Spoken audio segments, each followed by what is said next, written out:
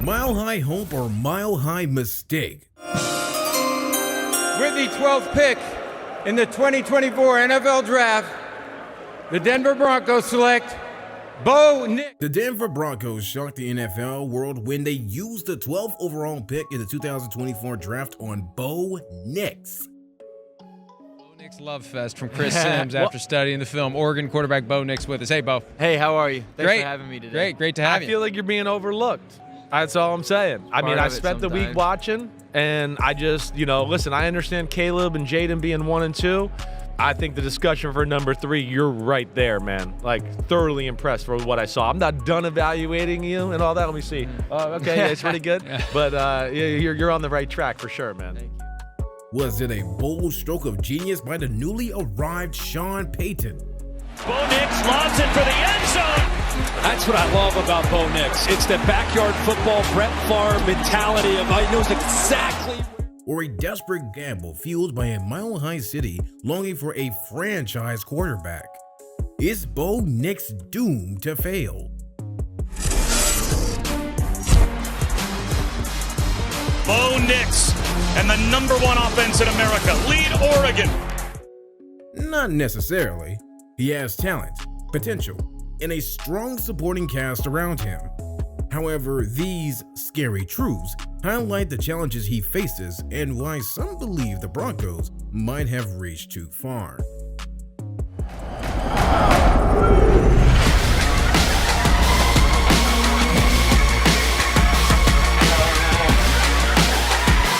So hit that subscribe button, Bronco fans, and let's witness the rise or fall of Bo Nix. Bo Nix is a name that will forever be etched in Auburn Tigers lore. Arriving as the top-rated dual-threat quarterback in the 2019 class, the 5-star recruit seemed destined for greatness, following in the footsteps of his father, Patrick Nix, a former Auburn quarterback. Bo wasted no time making an impact. He started as a true freshman, famously leading a comeback victory over Justin Herbert and Oregon in his very first college game. Describe what this game was like from your standpoint. I mean, it was a roller coaster the whole entire game, and what a game. That's all you can say about it. It's a great Iron Bowl. It's a great rivalry for a reason, and we proved again that anything can be done here. Nix's impressive freshman campaign included a win over rival Alabama in the Iron Bowl, securing him the SEC Freshman of the Year award. He finished the season with over 2,500 passing yards, 16 touchdowns, and showcased his dual threat ability with rushing touchdowns as well. Expectations for Nix were high, and then came the 2020 COVID season. He managed to put up the decent numbers of 2,400 yards, 12 touchdowns, and 7 interceptions, but didn't make the leap many anticipated.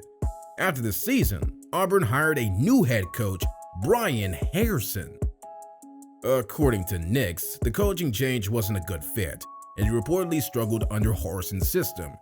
Starting quarterback and Pinson native Bo Nix suffered a broken ankle in the Tigers' 43-34 loss to Mississippi State on Saturday. Nix had been pulled late in the game on Saturday, but he confirmed via Instagram earlier Sunday that he broke his ankle and is set to begin his recovery process on Monday. Adding to his woes, Nix suffered a season-ending ankle injury in 2021, limiting him to just 2,300 yards and 11 touchdowns before going down. Seeking a fresh start, Nix made a bold decision to transfer to Oregon and reunite with Dan Lanning, his former offensive coordinator at Auburn, who was now the Ducks' head coach. The move proved to be a masterstroke. In year 1 in Eugene, Nix had a career year with 3,600 yards, 29 touchdowns, and a newfound accuracy. This was just the beginning of his redemption story. Last season, Nix put on a show, breaking the NCAA record with a staggering 77.4% completion rate. He threw for a staggering 4,500 yards and an impressive 45 touchdowns while minimizing mistakes with only 3 interceptions.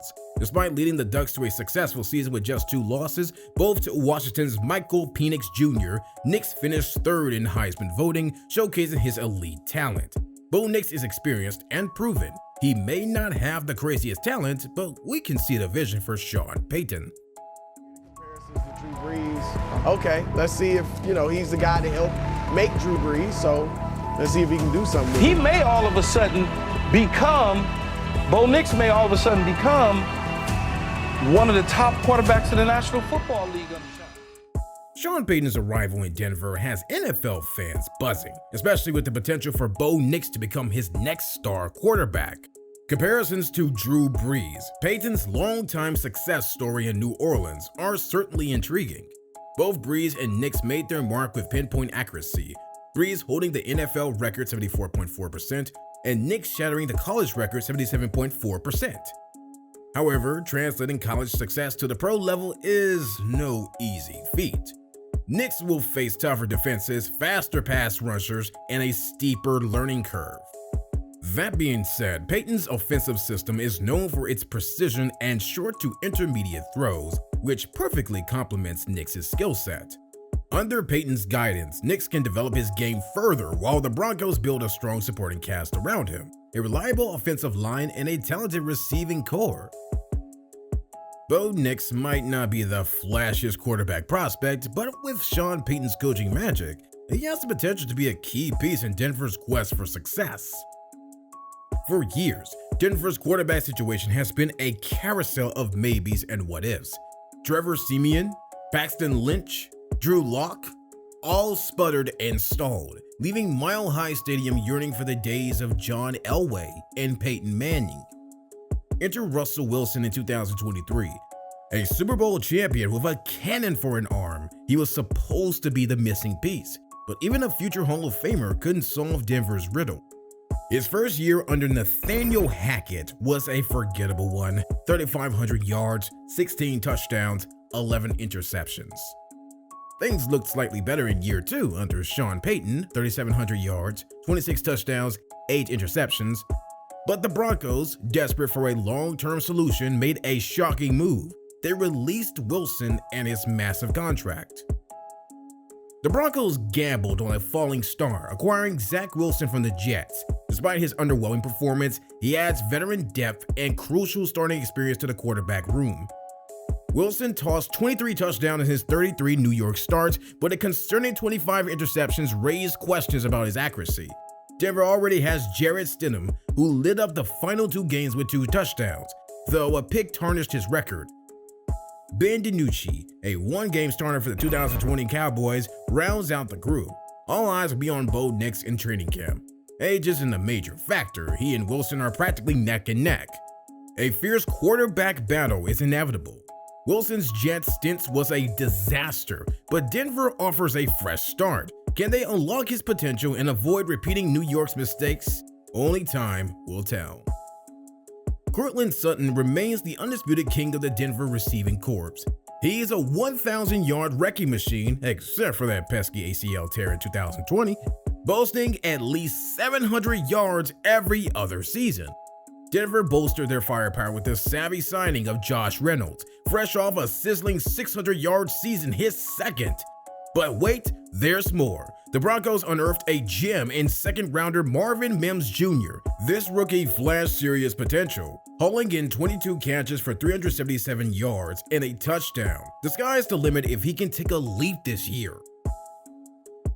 Denver wasn't done there. They gambled with an early 4th-round pick on a familiar face for Bo Nix, Troy Franklin. This Oregon standout rewrote the team's record books with a mind-blowing 1,383 yards and 14 touchdowns, all while Nix was slinging the pigskin. Talk about instant chemistry. Pairing a young quarterback with his college buddy at wide receiver is a recipe for offensive fireworks. The tight end position remains a question mark. Greg Dulcich's hamstrings sidelined him for most of the last season, while Adam Trotman managed a respectable 200 yards. Can the Broncos find a reliable receiving threat at tight end? Only time will tell. Javonte Williams is a workhorse back, churning out nearly 800 yards and 5 touchdowns from scrimmage last season.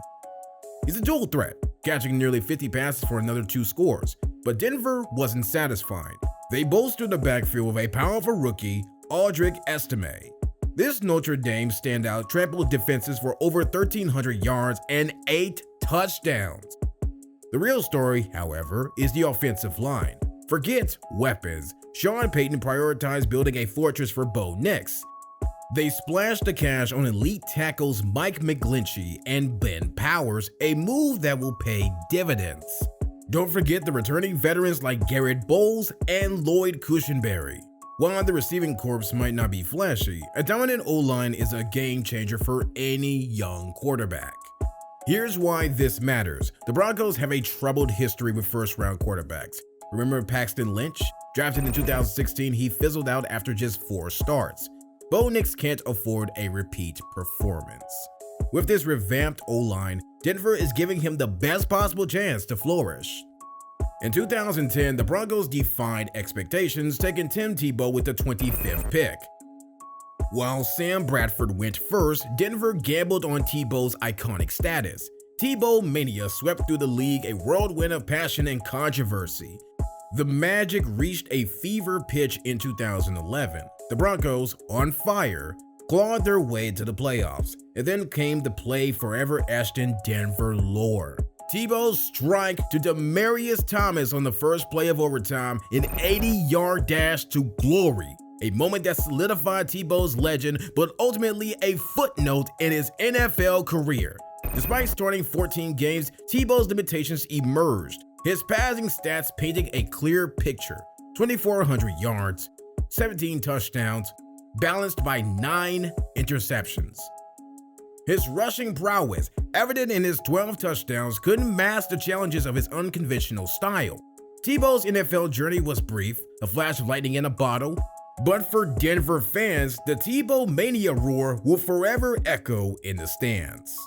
Jay Cutler, the Broncos' gamble in the 2006 draft, flashed brilliance for 3 seasons. Drafted 11th overall, he racked up 9,000 yards and 54 touchdowns, a tantalizing glimpse of what could have been. But alas, the mile-high curse struck again. Cutler, like the 3 other first-round QBs Denver drafted this century, exited after just 2 years. Their collective fate hangs heavy over Bo Nix. Can Sean Payton break this cycle of shattered dreams? Only time will tell. So, the Broncos have a fascinating situation at quarterback. They've surrounded rookie Bo Nix with a strong offensive line and some intriguing weapons. But the ghost of first-round QB bust linger. Will Nix defy the odds to become Denver's franchise quarterback, or is he destined to join the ranks of Tebow, Lynch, and Cutler? Let us know in the comments what you think. Will Bo Nix bust or become a Hall of Famer?